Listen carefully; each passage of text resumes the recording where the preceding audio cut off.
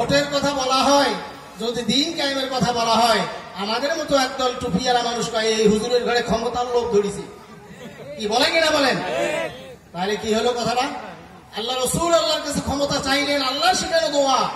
আর আজকে যদি সেই ক্ষমতার কথা বলা হয়, যে ক্ষমতা না থাকলে আপনি কোরআনের নির্দেশ, যে উদ্দেশ্যে আপনাকে দুনিয়ায় আনা হয়েছে, উখরিজাত লিন্নাস বলা হয়েছে, সেই সৎ কাজে আদেশ অসৎ কাজে বাধা, ক্ষমতা ছাড়া আপনি করতেই পারবেন না।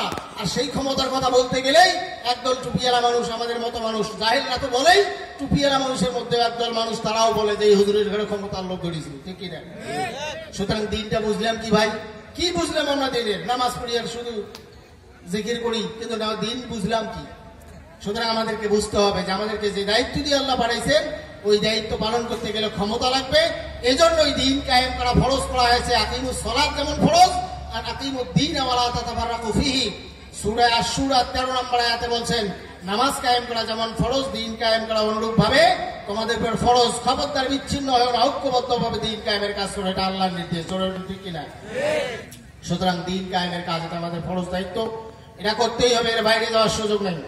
সম্মানিত হাজিরাইন, এরপরে দ্বিতীয় যে কথাটা বলতে চাই, কোরআনুল কারীমের মাহফিল কোরআনের একটি মাদ্রাসার উদ্যোগে। এই কোরআন শেখা আমাদের জন্য কি সুন্নত না নফল? বলেন তো। কোরআন শেখা কি ফরজ? সর্বপ্রথম আল্লাহ যে নির্দেশ আমাদের উপর নাজিল করেছেন, সেটা নামাজের নির্দেশ নয়, সেটা রোজার নির্দেশ নয়, সেটা হজের নির্দেশ নয়, সেটা হলো ইকরা। আল্লাহর নির্দেশ সর্বপ্রথম হলো পড়ো, তোমরা পড়ো, কোরআন পড়ো। এই কোরআন পড়া, ইকরা বিসমি রাব্বিকাল্লাযী খলাক, এই নির্দেশ সর্বপ্রথম। সুতরাং সর্বপ্রথম নির্দেশ হলো কোরআন পড়া, কোরআন বোঝা এবং কোরআন অনুযায়ী জীবনযাপন করা, এটা হলো সর্বপ্রথম নির্দেশ।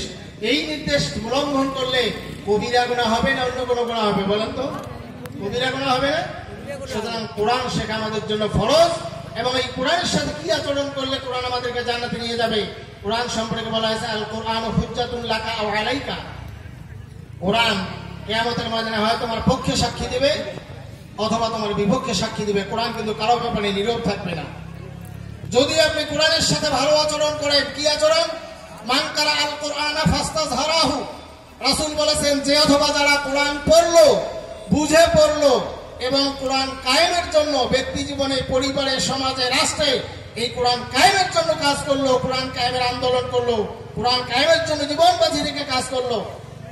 এরপরে কোরআনে ঘোষিত হালালকে হালাল জেনে হালাল মানলো, কোরআনে ঘোষিত হারামগুলোকে বর্জন করলো। আল্লাহ রাসূল বলেছেন আদখালাহুল্লাহুল জান্নাহ, আল্লাহ রাব্বুল আলামিন ওই ব্যক্তিকে জান্নাতে প্রবেশ করায় দেবেন। সুবহানাল্লাহ।